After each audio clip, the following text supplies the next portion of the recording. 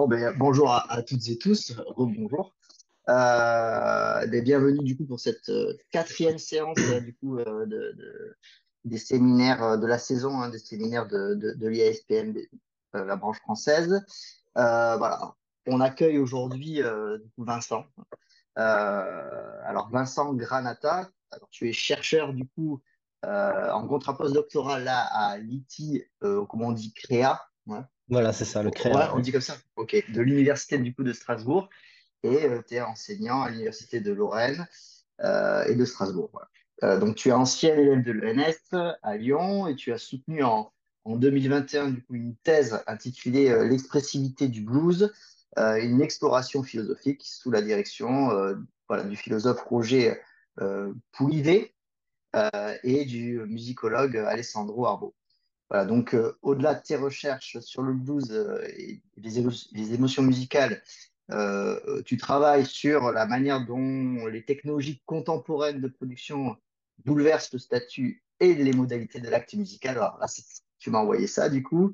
Voilà, donc ton travail a une vocation interdisciplinaire, du coup, donc tu vas avoir une approche au croisement de la musicologie, des popular music studies et de la philosophie de la musique, voilà. Et au niveau travaux, tu as publié un ouvrage collectif du coup, Épistémologie de l'esthétique, d'une perspective et débat chez Pure en 2020, et aussi plusieurs thématiques de revue scientifique, et notamment aussi tu vas faire paraître une monographie cette année là chez Herman, voilà, et intitulée Le blues voilà, au-delà des émotions, et encore une fois philosophie de l'expression musicale. Donc voilà, et là, tu vas du coup nous parler du coup des nouveaux avatars du live sur Internet. Et puis, je te laisse la parole du coup pour présenter tes travaux. Super. Merci Manuel, merci à tous d'être là. C'est bien parce que ça va me permettre de présenter un travail que j'ai fait il y a pas très longtemps, qui était le premier travail de mon postdoc. Donc ça me permet de le présenter publiquement pour ensuite l'améliorer, le représenter à d'autres conférences, à une autre conférence là en mars prochain et améliorer un peu le contenu de ce que je dis. Alors juste, je reviens une seconde sur mon profil, vu que c'est la première fois que j'interviens ici. J'ai en effet un profil un peu particulier qui est interdisciplinaire, enfin comme beaucoup d'entre nous, mais le mien est à cheval entre la philosophie et la musicologie. Donc tu as rappelé un peu ce que j'ai fait. Je signale que si je suis bien philosophe de formation, je n'écris pas que sur des questions théoriques, puisque j'ai réalisé un travail de terrain lors de mon master 2 à l'EHESS il y a quelques années sur le blues dans le delta du Mississippi. J'enseigne en musicologie. J'ai travaillé dans le milieu de la programmation musicale à Nancy pendant 2 ans et je réalise actuellement un postdoc donc sur les technologies contemporaines de production musicale et ce qu'elles changent à la façon de performer la salsa new-yorkaise. Voilà, donc j'ai une approche un peu en- entre la théorie et le terrain que j'essaye de développer et puis de consolider année après année. Alors le but aujourd'hui de mon intervention, c'est pas de parler du blues ni des émotions musicales, mais bien de mon travail actuel et plus précisément, j'aimerais proposer donc une ontologie du live sur Internet. Alors, qu'est-ce que ça veut dire? Pourquoi faire de l'ontologie et quel est son intérêt au sein de la communauté de recherche à laquelle nous appartenons? Ontologie, c'est un peu un gros mot qui veut dire en gros, l'enquête sur la nature et le statut d'un objet. Alors, en musique, l'ontologie, ça répond à des questions du type qu'est-ce qu'une œuvre musicale? Qu'est-ce qui différencie œuvre et performance musicale? Quels sont les différents types d'œuvres qui existent? Musique écrite, musique de tradition plutôt orale, musique enregistrée, etc. Qu'est-ce qu'une improvisation musicale? Qu'est-ce qu'un enregistrement musical? Et quels sont les différents types d'enregistrements possibles? L'ontologie n'est pas un domaine qui est réservé aux philosophes ni aux théoriciens. C'est important puisque il me semble important de dire qu'elle n'est pas nécessairement déconnectée de toute application concrète. Et dans le champ des Popular Music Studies, il me semble également que son intérêt n'est plus vraiment à démontrer, puisque les musiques populaires nous confrontent à des objets complexes et dont la complexité est à la fois sociologique, économique, juridique, musicologique, technique, etc. Et l'ontologie, son intérêt, c'est qu'elle nous permet de comprendre précisément la nature de ce dont on parle et de clarifier certaines confusions qui peuvent se présenter ensuite lorsqu'on analyse un terrain ou une situation performative particulière.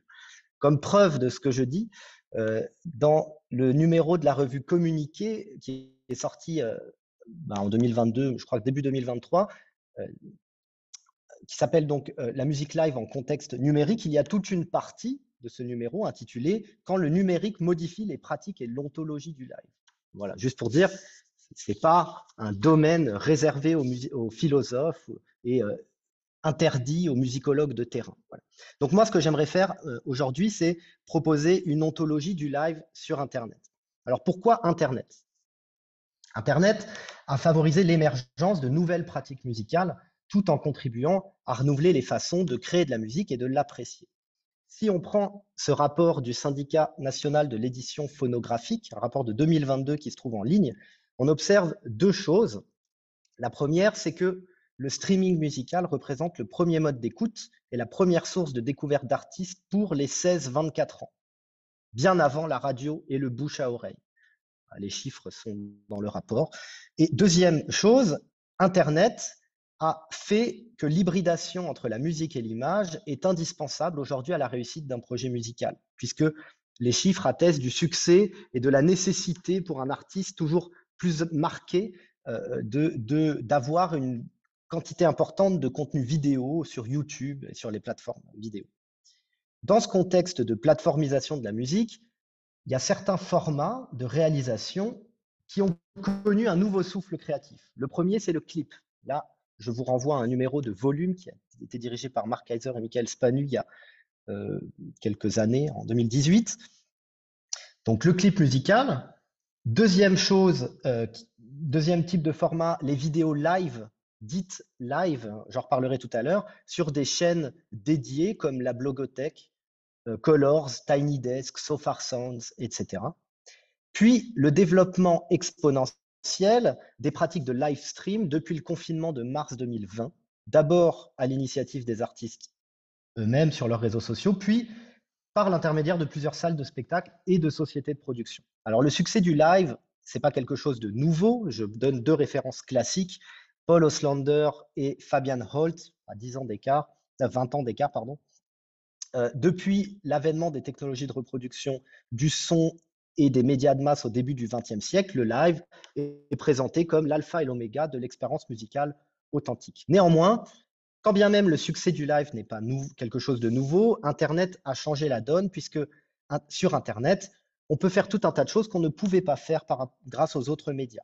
Interagir plus facilement avec l'artiste, performer à distance, créer des nouveaux contenus plus diversifiés, etc. Bref, Internet a transformé les façons de faire et il existe de nouveaux et nombreux avatars du live sur ce nouveau média. Le but de mon intervention est de répondre à plusieurs questions. Quels sont-ils? C'est quoi ces nouvelles façons de performer la musique sur Internet? Quelles sont les différentes pratiques existantes? Et qu'est-ce que le live sur Internet change par rapport à des modalités plus classiques, entre guillemets, ou habituelles de la performance musicale? Alors, avant de commencer, deux remarques. Je présente ici un article que j'ai écrit dans le cadre d'un groupe de recherche que nous avons à l'UNISTRA, qui est coordonné par Alessandro Arbo et Niccolo Palazzetti, sur la musique dans le cyberespace. Et j'ai produit, en fonction des autres numéros de l'article, un travail qui avait le but de prendre un certain recul théorique par rapport aux thématiques qui étaient traitées par les différents auteurs et qui, elles, étaient plutôt liées à des terrains particuliers. Donc ici, je n'ai pas une approche dans cet article qui est ethnomusicologique, sociologique, économique, juridique, etc. Mon but, c'est simplement de faire état des pratiques existantes et donner une grille de lecture pour comprendre les nouveautés introduites par le live sur Internet. Alors, pour d'autres types d'approches plus appliquées, je donne deux références qui sont sorties après la rédaction de mon article. Première référence, c'est un numéro de la revue Sociologie sur les nouvelles médiations audiovisuelles de la musique live, coordonné par Michael Spanu et Loïc Riom. Deuxième référence, un numéro de la revue Ethnomusicology Review qui s'appelle Born to be Alive et qui parle aussi de ces choses-là avec des approches plus appliquées. Voilà, donc je commence par une partie un petit peu euh, purement définitionnelle, on va dire. L'ambivalence du live musical. Lorsqu'on s'interroge sur un objet musical, il faut commencer par définir les concepts. Voilà, c'est ce qu'on fait en ontologie. Première chose, le concept de live. Le concept de live est en fait pas des plus clairs, puisqu'il renvoie à deux choses différentes. Je vais passer vite sur ces choses-là, mais tout de même. Premièrement, live, ça réfère à un événement, une performance musicale, une représentation musicale, un concert, etc. C'est-à-dire un événement qui a lieu ici et maintenant dans un certain lieu donné. Le live, il est lié à une situation euh, dans un espace-temps donné, et donc il n'est pas fait a priori pour perdurer dans le temps. Il est éphémère, c'est un événement. Deuxième chose à quoi réfère le concept de live, c'est un certain type d'œuvre musicale ou un certain type d'enregistrement. Par exemple, un album live, le Cult Concert de Keith Jarrett, ou un concert rediffusé à la télévision, ou une live session, un concert à emporter qu'on trouve sur Internet de la blogothèque et qui fait l'objet de certaines techniques de montage assez élaborées. Pourquoi on appelle ça une œuvre? Tout simplement parce que ça perdure dans le temps, contrairement à l'événement performatif. L'œuvre, elle perdure dans le temps, elle est reproductible, elle peut être réécoutée, décontextualisée. On peut la sortir de son contexte et l'écouter ailleurs. Ça n'a pas le caractère ici et maintenant de la performance. Alors pourquoi c'est important de bien comprendre cette distinction-là? Parce que, d'une part, live peut désigner aussi bien un événement performatif qu'une œuvre enregistrée, ok? Mais live, lorsqu'il désigne une œuvre enregistrée, comme c'est le cas quand on parle de live sur Internet, parce que Internet est un grand dispositif d'enregistrement, donc faire un live sur Internet, c'est être enregistré. Quand on parle de live sur Internet, on parle d'œuvres enregistrées. Or, il existe différents types d'enregistrement. Donc ça, c'est le deuxième volet de ma partie un peu très théorique pour le coup là. Il existe différents types d'enregistrement. Je vous renvoie à une distinction qui est assez connue chez les philosophes et les musicologues qui s'intéressent un peu à la philosophie de la musique, qui se trouve notamment dans ce livre-là, coordonné par Arbaud et Pierre-Emmanuel Lefay, Quand l'enregistrement change la musique, chez Hermann en 2017, une distinction entre un enregistrement document et un enregistrement constructif. Alors, l'enregistrement document, c'est quoi?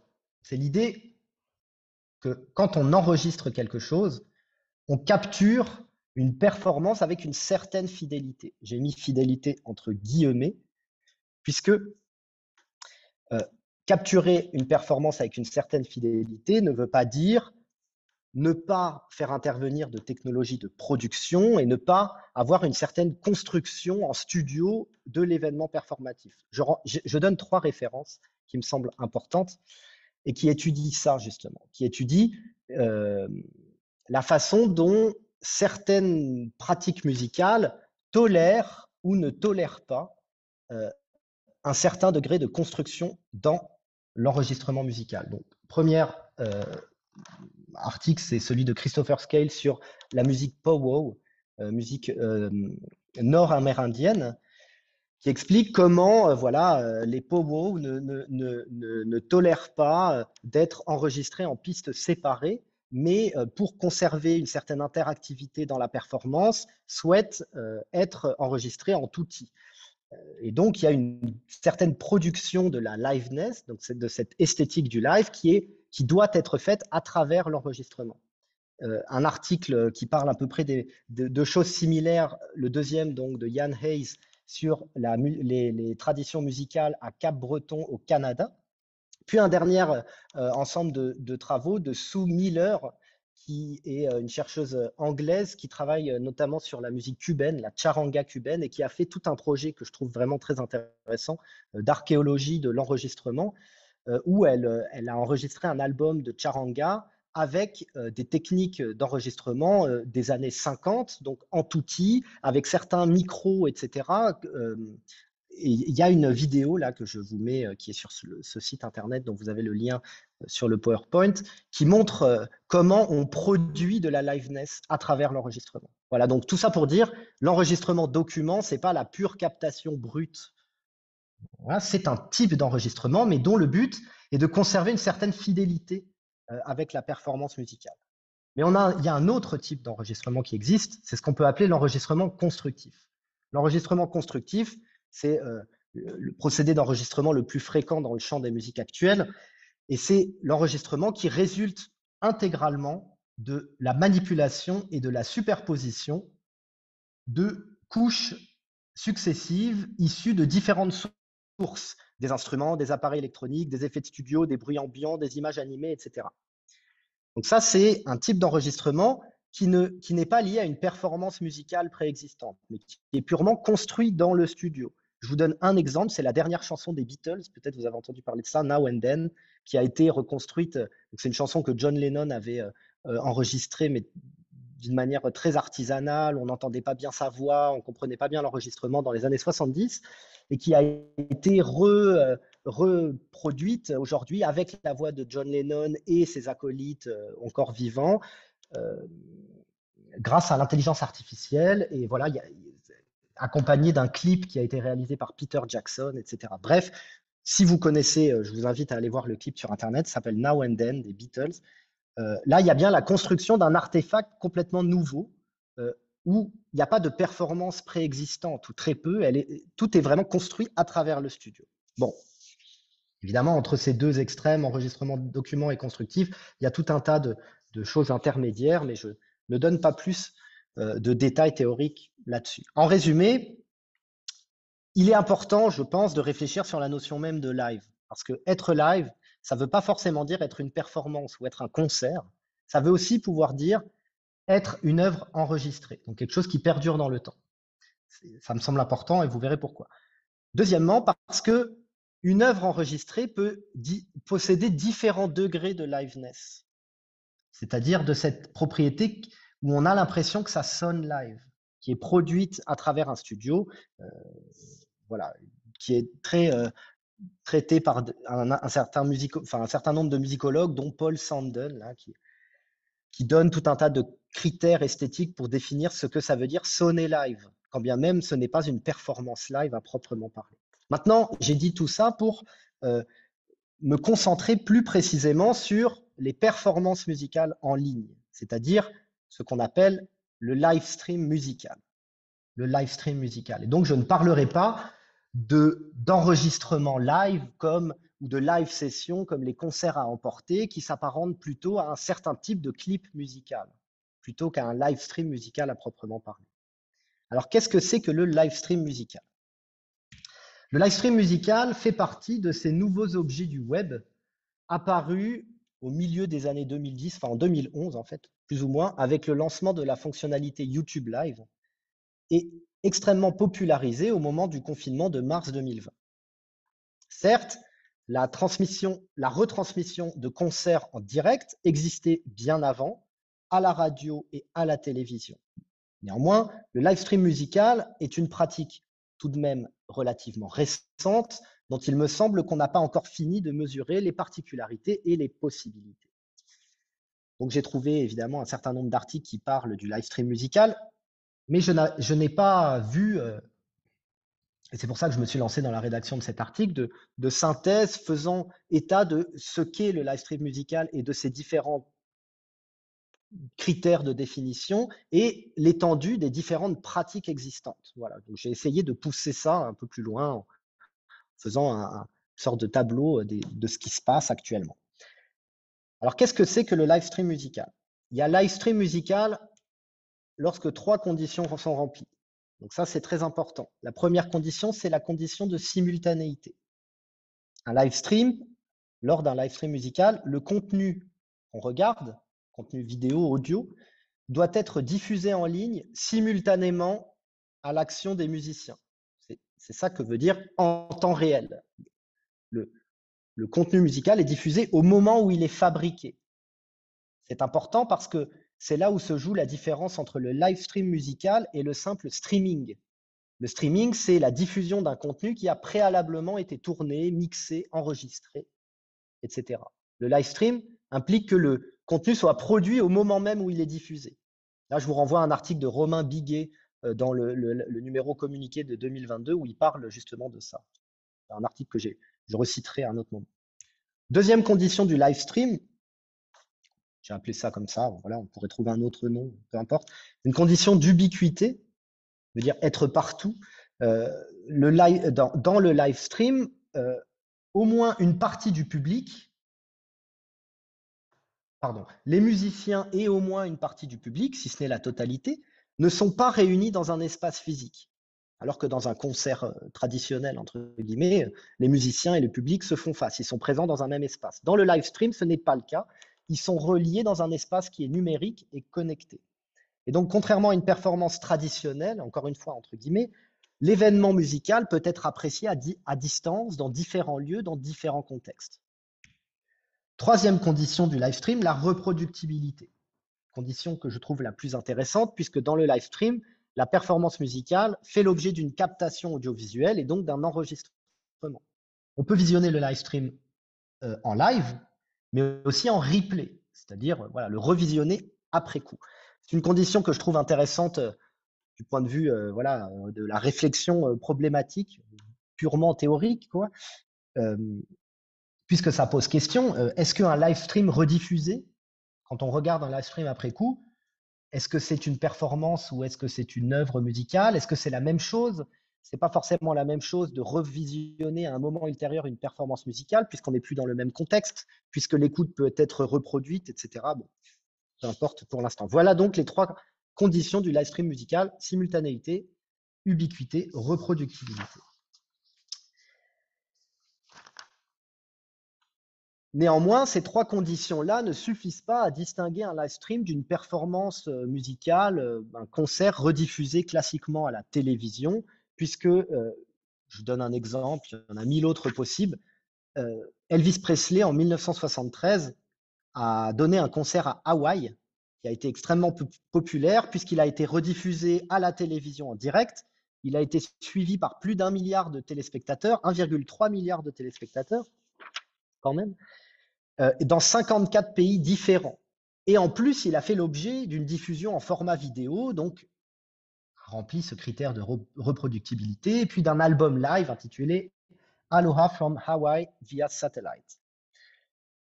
Donc, ça ne suffit pas, ces trois conditions, pour comprendre ce qu'est un live stream musical. Pour comprendre la spécificité d'un live stream musical et les nouveautés qu'il introduit, il faut comprendre que le live stream est lié aux particularités de son moyen de diffusion, c'est-à-dire Internet. Alors, Internet introduit un certain nombre de possibilités qui n'existaient pas avec les médias traditionnels. Premièrement, une interactivité renforcée, puisque sur Internet, on peut commenter, partager, republier, inciter à suivre un compte sur les réseaux sociaux et même converser en temps réel avec l'artiste ou avec les producteurs de contenu à travers un chat. Donc, Internet, et ça c'est, je cite, enfin je m'appuie sur cet article de Romain Biguet, ce que le live stream fait au live, Internet favorise une inclusion nouvelle du public dans la démarche de l'artiste, au sens où l'interaction est bien plus forte que dans une situation performative plus classique qui n'est pas sur Internet, puisque l'artiste peut jouer des morceaux à la demande du public et même souvent, notamment dans le cas des concerts sur la plateforme Twitch, l'artiste devient plutôt que musicien, animateur de communauté. Je donne un exemple, c'est Big Flo et Oli, et surtout Big Flo, donc il fait beaucoup de live sur Twitch, qui est, voilà, des fois il fait quelques chansons, mais souvent, surtout c'est un animateur de communauté. Deuxième chose qui est nouvelle avec Internet, une accessibilité accrue, aussi bien pour les gens qui écoutent, les auditeurs ou les observateurs, nous, quoi, quand on regarde un live sur Internet, puisqu'on peut le regarder sans aucune restriction géographique, sans aucune barrière langagière, puisqu'il y a une fonction de traduction automatique sur Google qui fonctionne très bien, la circulation est très rapide, etc. Mais c'est aussi une accessibilité accrue pour les producteurs de contenu, puisque sur Internet, pour produire du contenu sur Internet, on n'a pas besoin de faire face à autant d'intermédiaires que lors d'un live classique dans une salle de concert. On n'a pas besoin d'autant d'intermédiaires et on peut produire des contenus avec des formats extrêmement diversifiés. On peut se filmer chez soi, On peut, avec très peu de matériel, se filmer en coulisses dans une répétition ou dans une répétition, etc. Bref, tout ça permet de donner une visibilité accrue à l'artiste et tout ça est permis par Internet. Troisième chose, la créativité, qui est nettement augmentée grâce à Internet. J'ai un peu anticipé sur ce que je voulais dire, mais peu importe. Contrairement, c'est là que je voulais dire ça, contrairement à la radio ou à la télévision où les formats sont plus standardisés, Internet permet de publier une grande diversité de contenus, plus ou moins courts ou plus ou moins longs, des shorts et des réels Instagram et Facebook, à des vidéos plus longues. Par exemple, je pense à, alors que ce n'est pas un live, mais voilà, c'est un contenu publié sur Internet, la vidéo épilogue des Daft Punk. Je pense à ça parce que dans le groupe de travail dans lequel j'appartiens, il y a Sébastien Lebré qui a écrit un article là-dessus sur épilogue des Daft Punk, la vidéo qui est promotionnelle qui annonce leur séparation. Et il a écrit un article intéressant là-dessus, qui paraîtra donc dans l'année. Bref, en résumé, la spécificité du live stream est liée à son moyen de diffusion, Internet, qui introduit de nouvelles manières de réaliser une performance musicale.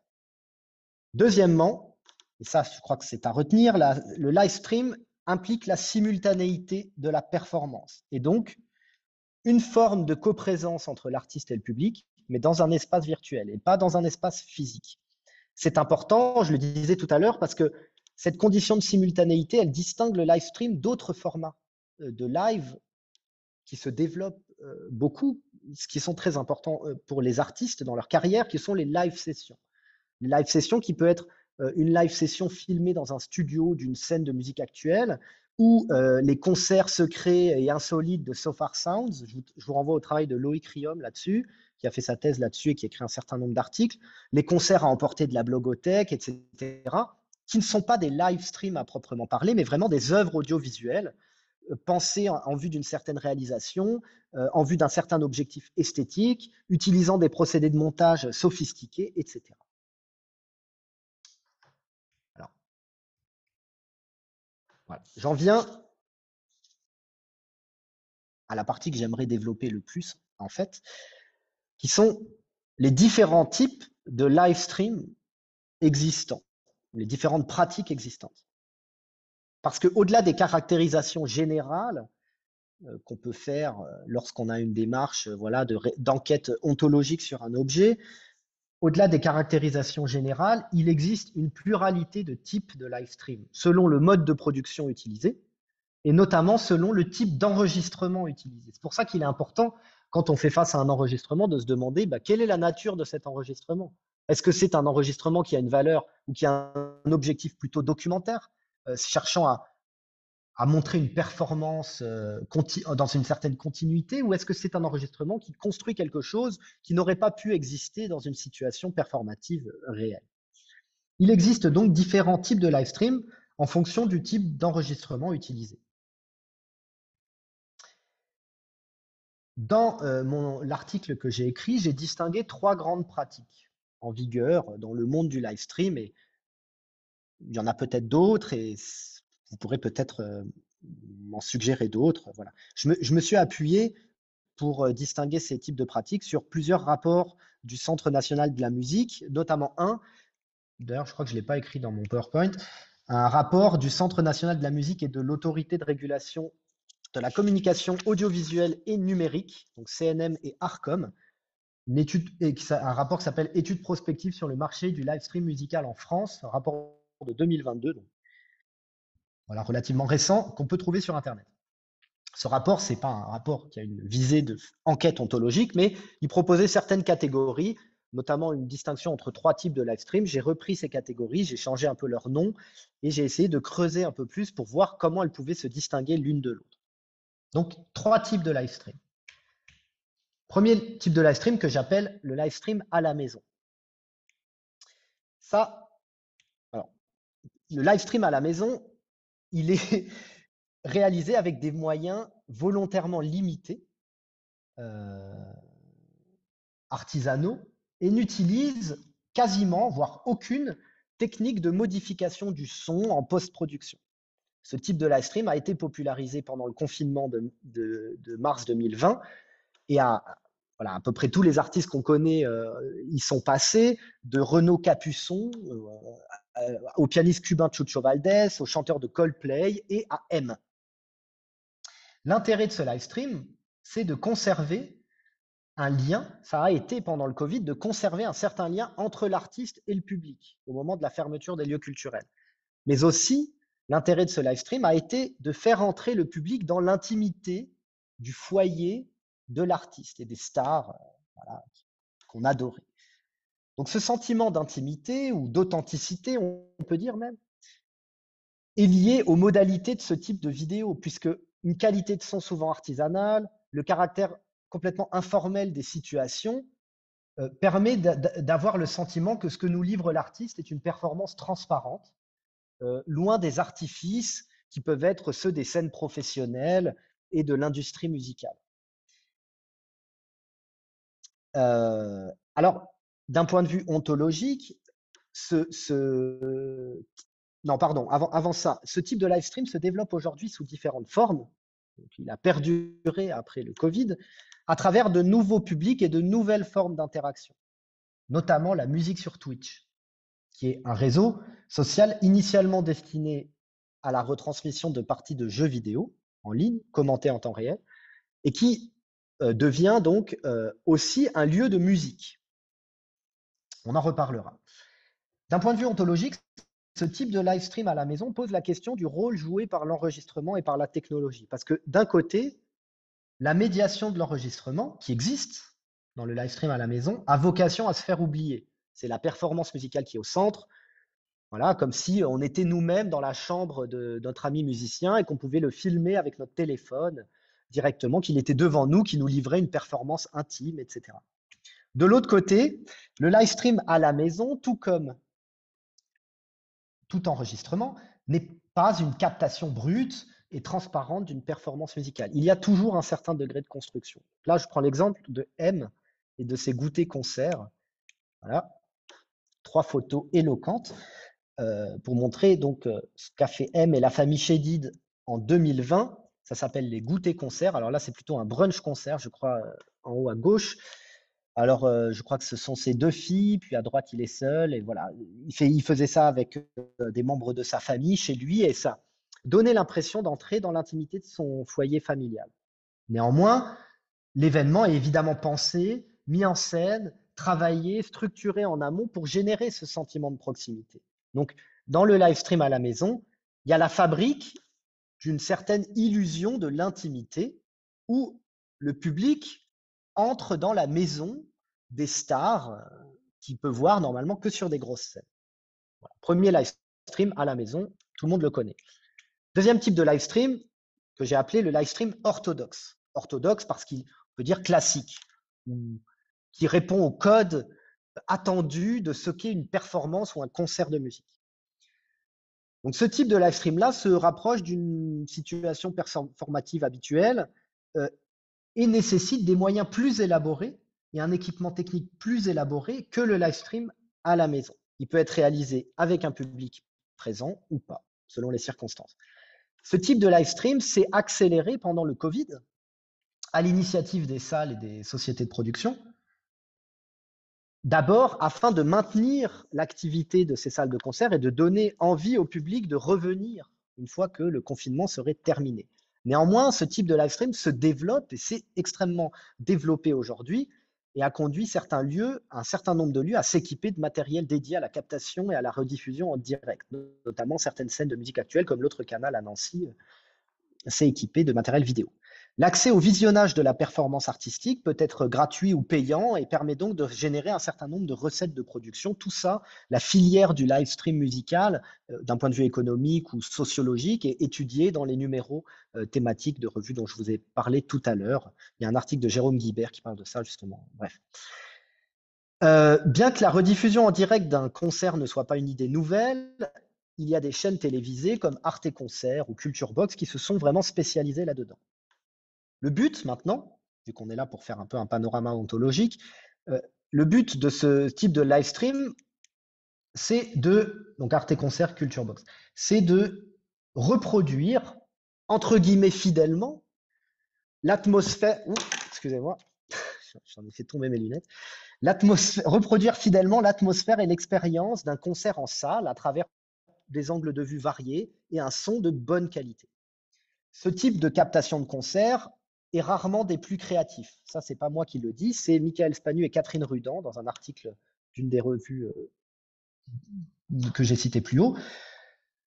Néanmoins, je suis moyennement d'accord avec ça, puisque ce type de captation est loin d'être dépourvu de toute construction audiovisuelle, puisque d'une part, la multiplication des angles de vue, la possibilité de cadrer sur le visage des musiciens permet d'accéder à différents aspects de la performance qu'on ne pourrait pas forcément voir en public, notamment le détail des visages. Voilà. Et en plus, demande certains choix de réalisation. D'autre part, le public n'a pas accès uniformément au même son. Donc, il y a une certaine différence avec le fait d'être en salle en fonction du système de diffusion qu'on a. Est-ce qu'on a des écouteurs sur les oreilles? Est-ce qu'on a une barre de son hyper sophistiquée chez nous? Est-ce qu'on écoute ça sur notre téléphone, etc. Bref, le rendu sera différent. Donc, si ce type de live stream recherche en général une certaine fidélité à la performance musicale, ce n'est pas une captation transparente du concert. Ce n'est jamais comme ça que ça se passe. Et pour finir, le live stream orthodoxe, entre guillemets, peut manifester un degré assez important de créativité. Je donne l'exemple des concerts Boiler Room. Il y a un article là-dessus de Guillaume Heguet, 2014. Je n'ai pas la référence sous les yeux, elle est dans mon article, mais là, je l'ai oublié. Donc voilà, Guillaume Heguet, qui montre en fait le développement de Boiler Room et la façon dont s'est construit ce format vidéo particulier où l'artiste est face caméra, le DJ est face caméra et le public derrière lui. Troisième type de live stream sur lequel je voudrais passer un peu plus de temps, mais je vais essayer de faire court tout de même. Le live stream augmenté, qui, il me semble, est un peu moins traité, un peu moins discuté. Voilà, j'ai vu un peu moins de choses là-dessus et je pense qu'il faudrait pousser un peu dans cette direction. Le live stream augmenté est un troisième type de live stream très technologique, fondé sur des expérimentations de plus en plus poussées, de plus en plus interactives et de plus en plus immersives, qui cherchent à dépasser complètement l'idée d'un concert physique. Contrairement donc aux deux autres sortes de live stream dont j'ai parlé, là, ça n'a plus rien d'un enregistrement document. On n'a plus de notion de fidélité à la performance. On a l'idée de créer quelque chose de nouveau dans un espace nouveau. Alors, je vais détailler un peu plus. Le live stream augmenté, c'est 4 choses. 4 critères. Premièrement, la virtualité du lieu. La virtualité du lieu. Dans un live stream augmenté, le lieu n'est pas un espace physique, réel, on va dire, mais un lieu constitué par les technologies numériques. Et il y a différents degrés de virtualité dans le live stream augmenté. Premier degré de virtualité possible, c'est le concert de Billie Eilish, que vous avez peut-être vu pendant le Covid, qui s'appelle Where Do We Go, The Live Stream, en 2020, qui s'est fait devant un écran LED à 360 degrés. Donc là, c'est un degré, on va dire, un peu faible de virtualité, mais c'est quand même tout de même un certain degré de virtualité. Pourquoi faible? Parce que les musiciens sont bien là, physiquement réunis dans un même espace, mais devant un écran sur lequel est projeté tout un tas d'images, de paysages oniriques, de créatures fantasmagoriques, etc. Donc là, l'écran n'est pas visible aux yeux du spectateur. Quand on regarde, on ne voit pas l'écran, mais c'est bien l'artiste et les musiciens qui performent réellement devant nous. Maintenant, il y a un degré différent de virtualité dans le live stream augmenté qui peut être atteint dans le cas des concerts sur le jeu vidéo Fortnite. Alors, ça, c'est aussi quelque chose qui s'est développé autour du concert de Travis Scott en 2020 dans le jeu vidéo Fortnite. Ariana Grande, là, Aya Nakamura, enfin bref, il y en a eu plein.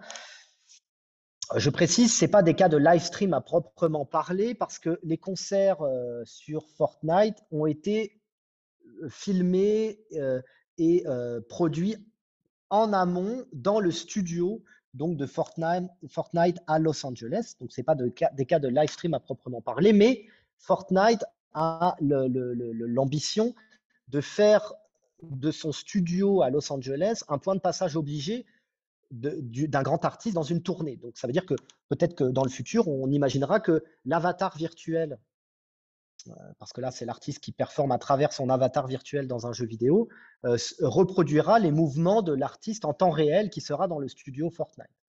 Donc ça, c'est un degré plus fort de virtualité atteint à son paroxysme avec Jean-Michel Jarre dans son concert de 2020, le 31 décembre 2020, où Jean-Michel Jarre a réalisé une performance en direct du studio Gabriel à Nancy, dans un monde virtuel, intégralement virtuel, reproduisant la cathédrale Notre-Dame. Concert qui a été suivi par 75 millions de personnes, qui a été une collaboration avec la société qui s'appelle VR Room, qui veut produire des concerts 100% en réalité virtuelle. Et là, la spécificité, c'est que Jean-Michel Jarre était dans une pièce et performait littéralement en direct avec une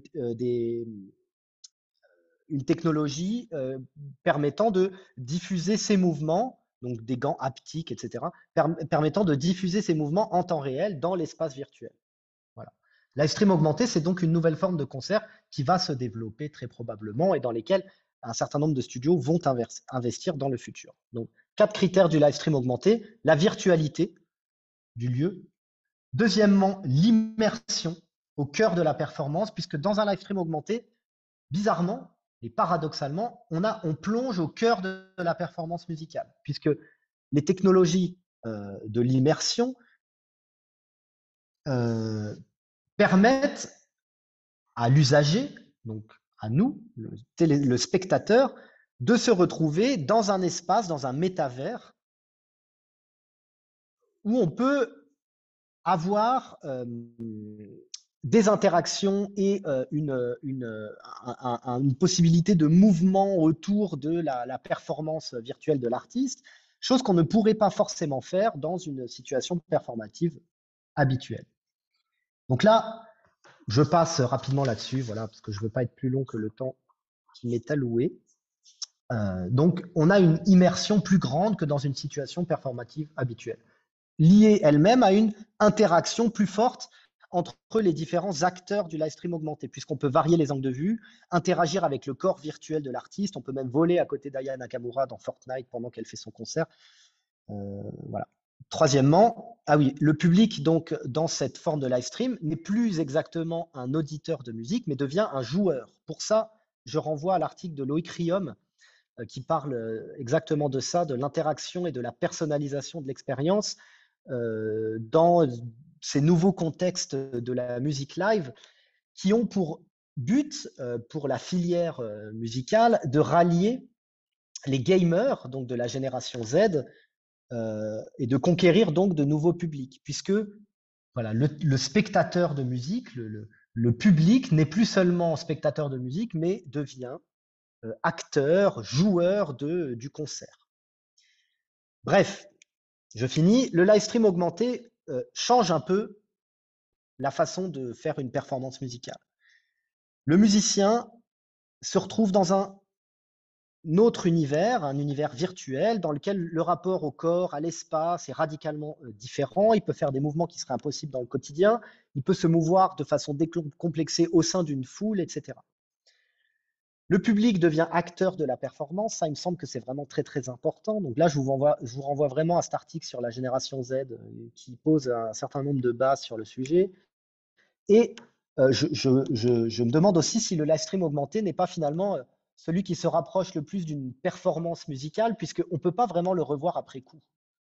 Revoir la performance de Jean-Michel Jarre à Notre-Dame après coup, on peut le faire sur YouTube, mais ça n'a pas vraiment d'intérêt. Ce qui a de l'intérêt, c'est de le vivre d'avoir cette expérience sur le moment, de pouvoir se mouvoir autour de la scène, de pouvoir suivre cet avatar d'artistes qui performent en ligne, etc. Donc c'est un live stream finalement très événementiel. Bref, en conclusion, le live stream musical change les façons de faire une performance musicale. Soit. La créativité est renforcée et ça permet de nouvelles formes d'interaction. Maintenant, quel est l'intérêt de ces analyses que je viens de faire? On pourrait dire que voilà, mon but, c'est seulement de faire des distinctions pour faire des distinctions, comme le ferait un philosophe un peu déconnecté du terrain. Néanmoins, il me semble que d'une part, ça pose un certain nombre de questions, des questions qu'on se pose finalement tous dans notre pratique de la musique ou dans notre pratique de chercheur. C'est est-ce que le live sur Internet est une menace pour ce côté vivant et irremplaçable d'une performance musicale? Catherine Rudan et Michael Spanu, ils parlent du secret de la performance musicale dans leur article. Est-ce que ça menace ça, ce secret de la performance musicale, ou au contraire, est-ce que c'est une réelle opportunité créative qui permet de valoriser certains aspects de la performance qu'on ne peut pas valoriser dans une autre situation performative, notamment l'interaction. Parce que l'interaction entre le public et les musiciens est radicalement modifiée dans un live stream augmenté, par exemple. Deuxième chose qui me semble importante, c'est d'aller de l'ontologie vers le terrain, ou l'inverse, ou faire les deux. Moi, disons que j'ai une démarche de recherche qui me fait m'interroger sur des questions conceptuelles, voilà, quelles sont les différences entre les types d'œuvres qui existent, etc. Mais j'ai une démarche qui est également liée au terrain, puisque dans mon projet de postdoc, j'étudie justement ce que la salsa new-yorkaise, la façon dont les musiciens ont transformé leur pratique en faisant entrer la salsa dans le studio d'enregistrement, au sens où faire de la salsa en live, faire partie d'un orchestre de salsa en live et enregistrer dans un studio un même musicien qui va enregistrer les 4 trompettes, un même percussionniste qui va enregistrer les 3 types de percussions, ça change radicalement les interactions, ça change radicalement le type de créativité qui est au cœur de cette musique dans une situation de live. Donc moi, c'est ça qui m'intéresse, c'est de regarder ensuite comment ça se passe finalement sur le terrain. J'espère que je n'ai pas été trop long ou trop rapide. Je vous remercie de votre attention.